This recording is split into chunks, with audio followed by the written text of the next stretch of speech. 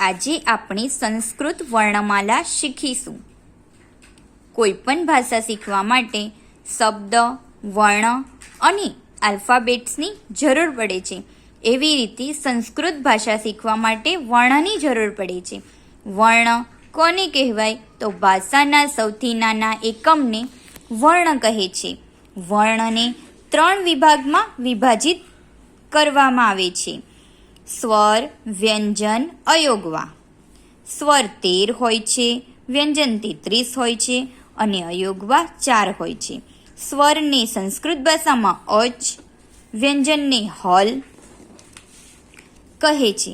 જે બીજાના વર્ણની મદદ વગર બોલી શકાય તો તેને સ્વર કહે છે. સ્વરને 3 વિભાગમાં વિભાજિત કરવામાં આવે છે: હર્સ્વ સ્વર, દીર્ઘ સ્વર અને લુપ્ત સ્વર. હર્સ્વ સ્વર કોને કહેવાય? તો જેના ઉચ્ચારણમાં 1 સેકન્ડનો સમય લાગે તો તેને હર્સ્વ સ્વર કહે છે.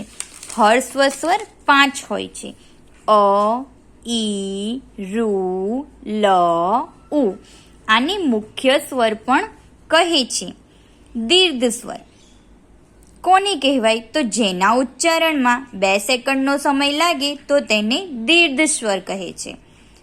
આ, ઈ, ઉ, રૂ, અ, એ, ઓ, ઔ.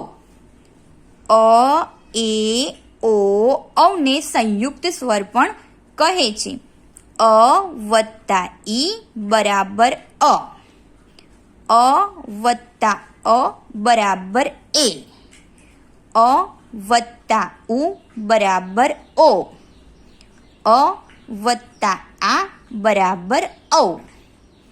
લુપ્ત સ્વર કોને કહેવાય? તો જેના ઉચ્ચારણમાં 3 સેકન્ડનો સમય લાગે તો તેને લુપ્ત સ્વર કહે છે. 3નું ચિહ્ન લગાવીને લુપ્ત સ્વરને દર્શાવાય છે. જેવી રીતે ઓમ, કૃષ્ણા.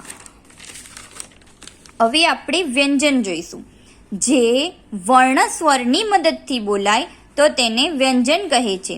વ્યંજનને પણ 3 ભાગમાં વિભાજિત કરવામાં આવે છે: સ્પર્શ વ્યંજન, અંતસ્થ વ્યંજન અને ઉષ્મ વ્યંજન.